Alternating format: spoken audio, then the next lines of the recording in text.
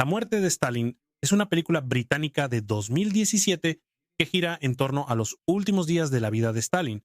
Y lo que es aún más interesante que eso, ¿verdad? Todo el proceso de lucha por el poder que siguió a la muerte del líder que estuvo al frente de la Unión Soviética durante 3 décadas moldeó a la Unión Soviética. Y cuando decimos moldear, no solo en términos arquitectónicos, no solo ideológicos, sino también social. Stalin construyó una nueva sociedad sobre una sociedad rusa prerevolucionaria que simplemente dejó de existir. Es una comedia de humor negro que trata mucho sobre esta última fase del régimen stalinista, ¿verdad? De una represión muy fuerte, de control social impuesto por el NKVD liderado por Lavrent Beria. Uno de los hombres más sanguinarios de la historia y cuya biografía ya hicimos aquí en la sala de guerra. Si no la has visto, solo haz clic aquí para echarle un vistazo después. Esta película comienza con una escena hilarante que muestra un concierto en sus compases finales en Moscú. Mientras ese mismo concierto se transmite en vivo por la radio y se escucha en la dacha, ¿verdad? Como en una especie de finca del Estado, en la cual él está reunido con su círculo político más cercano. ¿Qué círculo político es ese? El ya mencionado por mí, Lavrent Beria, jefe del NKVD, pero también Nikita Khrushchev, que es el primer secretario del Partido Comunista en Moscú. También Georgi Malenkov, que es su vicesecretario, ¿verdad? Él es el vicesecretario general del Partido Comunista de la Unión Soviética. O sea, es una especie de delfín. Es como el número 2 de Stalin. Y por último, Vyacheslav Molotov, el ministro de Relaciones Exteriores de Stalin desde los años 30 con una larga trayectoria. Vemos cómo la relación entre estos hombres es al mismo tiempo íntima. Es un aspecto bastante difícil de encontrar sobre estas personalidades que son retratadas de forma tan oficial, ¿verdad?, por los medios estatales. Al mismo tiempo, te das cuenta de que existe una tensión constante en esas reuniones. Porque todos los amigos de Stalin, todos esos tipos cercanos a él, están tratando de adularlo incesantemente. Incluso hacen chistes y ven cuál es la reacción de Stalin a los chistes. Y ellos como que hacen un balance ahí, que es más gracioso, que es menos gracioso, para no repetirlo. Entonces, solo voy a repetir lo que más le hace reír. Este grupo de amistades más cercano de Stalin también termina siendo complementado por el personaje de Lazar Kaganovich, que es el ministro de Trabajo de la Unión Soviética. Pero también Anastas Mikoyan, que es el ministro de Comercio. Y por último también Nikolai Bulganin, que es el ministro de Defensa de la Unión Soviética. Todos estos tipos son representados por actores británicos y también estadounidenses con acentos bastante diferentes. Incluso Steve Buscemi interpretando a Nikita Khrushchev con ese acento italoamericano. Es muy gracioso. Y ese es un punto, amigo, que va a favor de la película. Porque la Unión Soviética era un país, en realidad un conglomerado de naciones que estaba compuesto por personas con diferentes acentos, ¿verdad? Que hablaban con diferentes acentos y se adaptaban al ruso ahí justamente con diferentes acentos. La producción de esta película es bastante interesante porque logra transformar esas situaciones de extrema tensión en una comedia absurda. Entonces te ríes justamente de lo absurdo que estás viendo en la pantalla, ¿verdad? Por ejemplo, al principio de la película, él llama a la radio y pide una copia de la grabación del concierto, pero el concierto no había sido grabado. Entonces, ¿qué hace el gerente de la radio? Él manda a la orquesta rehacer todo el concierto de nuevo, ya en plena madrugada, para poder grabarlo para Stalin. Y con el mismo número de personas en el auditorio, porque si no la grabación va a sonar diferente. Y Stalin tiene los mejores oídos de la Unión Soviética, porque temen que su propia sala de grabación esté intervenida por el NKVD y entonces podrían ser atrapados y procesados por hacer comentarios peyorativos sobre el oído de Stalin. Además de eso, está el chiste que Khrushchev hace sobre lanzar una granada sin seguro para que los prisioneros alemanes jueguen a la papa caliente allá en Stalingrado. Está toda la situación absurda de Malenkov queriendo encontrar a la misma niña que se tomó una foto años antes con Stalin, porque ahora, con Stalin muerto, quería rehacerla y asumir la posición de Stalin. La imagen de Stalin con el pueblo soviético. Y ahí la película también juega con la obsesión de las autoridades soviéticas por controlar su propia imagen, ¿verdad? Cuando el propio Malenkov le piden que elija una de dos imágenes suyas bastante parecidas y él dice: quiero que destruyan esta de aquí. Y eso es muy gracioso para quien conoce la obsesión soviética de literalmente borrar todo lo que no esté 100% de acuerdo con el imaginario del régimen hay una escena con la que siempre me río mucho en esa película, que es cuando Khrushchev intenta cambiar de lugar con Malenkov en el funeral de Stalin. Y hace que el procedimiento parezca parte del espectáculo, es verdad, hasta que Malenkov le dice: ¿qué estás haciendo? Sal de mi camino. Y ese para mí es uno de los momentos más geniales de esa película. Después de un tiempo viendo lo que pasa en la pantalla, llegas a dudar de que eso sea real, ¿verdad? Que tal vez todo fue inventado solo para hacer comedia, pero no. Por ejemplo, la situación de la conspiración de los médicos que Malenkov y Khrushchev mencionan, ¿verdad? Junto con Beria. Sí fue real, porque pues el NKVD creó todo ese conjunto de pruebas falsas para culpar, procesar y ejecutar a muchos médicos tradicionalistas de Moscú. Lo que quedó entonces fueron médicos de segunda categoría que no eran tan importantes para el régimen como para ser procesados. Y ahí la película logra convertir eso, mi amigo, en comedia. Incluso una situación súper tensa de un médico ya jubilado paseando con su perro en un parque de Moscú. Y entonces se detiene un camión del NKVD y los tipos vienen corriendo para atrapar al sujeto. Y el sujeto corre pensando que lo van a llevar al gulag o que lo van a ejecutar ahí mismo, ¿verdad?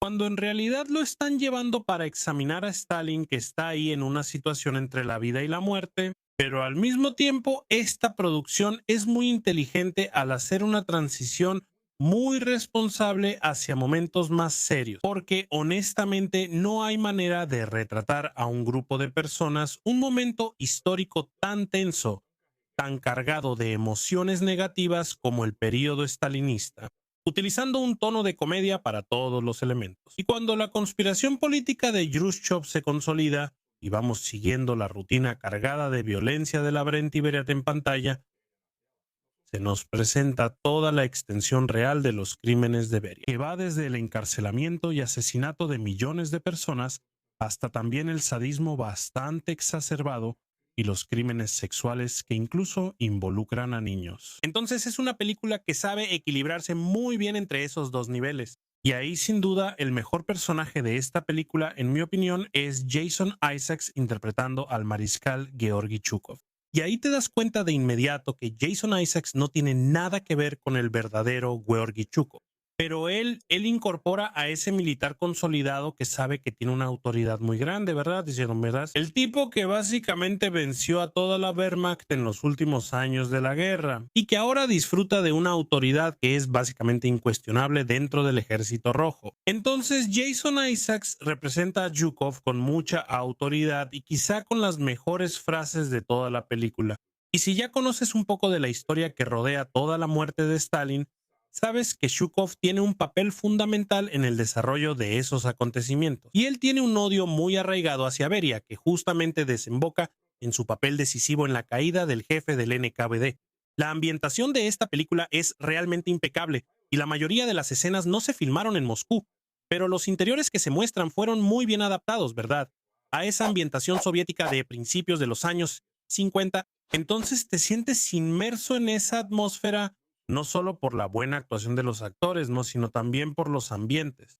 Y eso, claro, incluye los uniformes, que son de excelente calidad y en su gran mayoría son bastante correctos, no hay nada ahí que se salga de la realidad, ¿no? Algunas curiosidades de la producción que noté la última vez que vi en esa escena en la que el NKVD invade la dacha de Stalin después de su muerte y revisa el interior del edificio, encuentran a los dobles de Stalin, ¿verdad?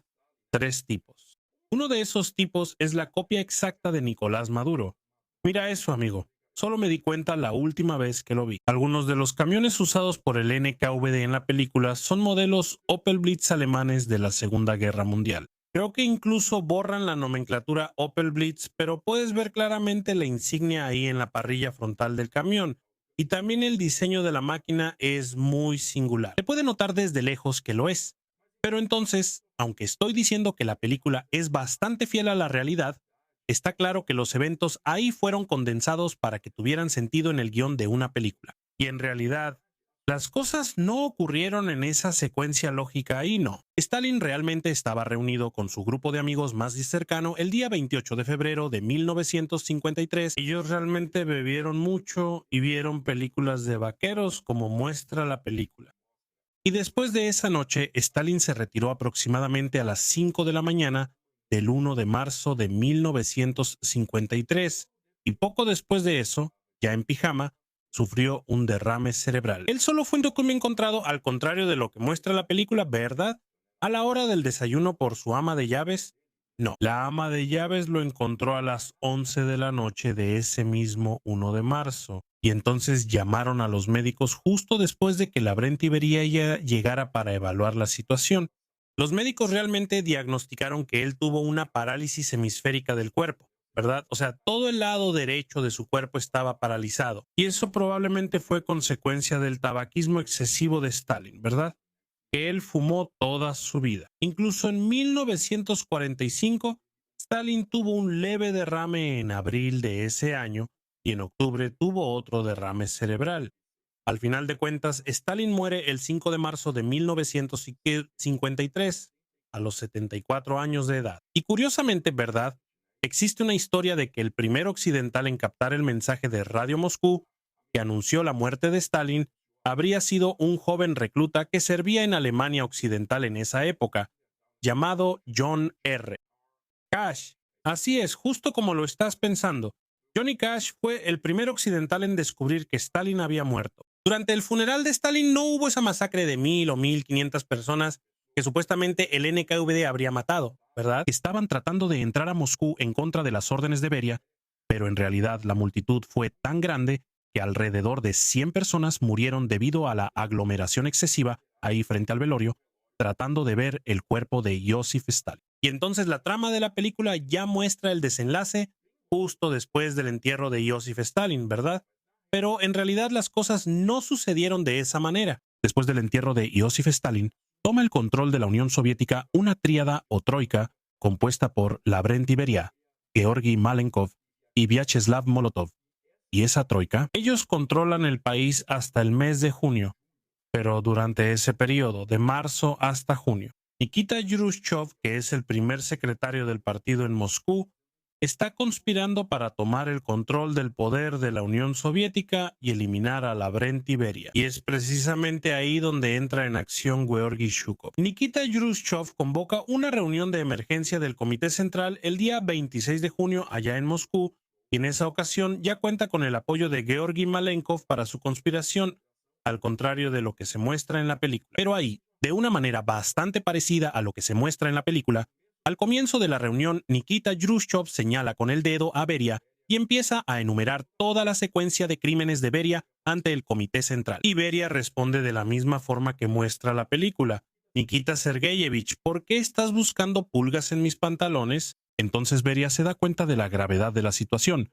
Mira a Malenkov buscando apoyo, pero Malenkov simplemente lo mira de manera seria y presiona un botón debajo de la mesa. Esa es la señal para que Georgy Zhukov y sus subordinados entren a la sala armados con AK-47 para poder arrestar a Lavrent Beria. Y una vez más, diferenciándose de lo que se muestra en la película, Beria no es ejecutado de inmediato. Él es llevado a una prisión en las afueras de Moscú y lo mantienen ahí por casi 6 meses, hasta que una especie de tribunal militar encabezado por el mariscal Iván Konev juzga a Beria y a otros 6 acusados, ¿verdad?, de la jefatura del NKVD el día 26 de diciembre de 1953. Y después de la condena de todos los acusados, esos 6 colaboradores de Beria son fusilados de inmediato, pero Beria es llevado a una celda individual. Y ahí él rompe en llantos, se arrodilla y posteriormente se acuesta en el suelo suplicando por su propia vida. Quien va a ejecutar a Beria en esa ocasión es un coronel general llamado Pavel Batitsky, que era el primer vicejefe del distrito militar de Moscú. Pavel Batitsky entonces ejecuta a Beria con un disparo en la frente y, posteriormente, 15 años después de eso, es ascendido al rango de mariscal de la Unión Soviética. Entonces te das cuenta de que en esa acción Lavrent Beria ya se convierte en el único mariscal de la Unión Soviética que, teniendo ese rango, fue ejecutado por otro mariscal de la Unión Soviética, en este caso Pavel Batitsky. Entonces, aunque existen esas diferencias, la película representa todo el conjunto de acontecimientos de una forma muy interesante y, a pesar de ser una comedia, está bastante cercana a la realidad, sí. Es una película que se impulsa sola, empiezas a verla y vas hasta el final porque el guión y las actuaciones son impecables. Lo que hace que la muerte de Stalin merezca una gloriosa salva de 5 cañones. ¿Y tú, ya viste la muerte de Stalin? ¿Estás de acuerdo con mis observaciones? Cuéntanos aquí en los comentarios. Si te gusta aprender sobre historia militar, no puedes perderte mi libro O átomo como arma, que te contará toda la historia de la creación, desarrollo y uso de las bombas atómicas en la Segunda Guerra Mundial. Y también te hablará sobre el espionaje soviético en los Álamos, que llevó a la creación de la propia bomba atómica soviética. Este libro está a la venta en la tienda de WeClap, a la que puedes acceder mediante el código QR en la pantalla o por el enlace en la descripción. Pero si quieres tu copia autografiada y firmada por mí, solo tienes que enviar un correo a saladeguerra@gmail.com con tu código postal para que pueda calcular el envío.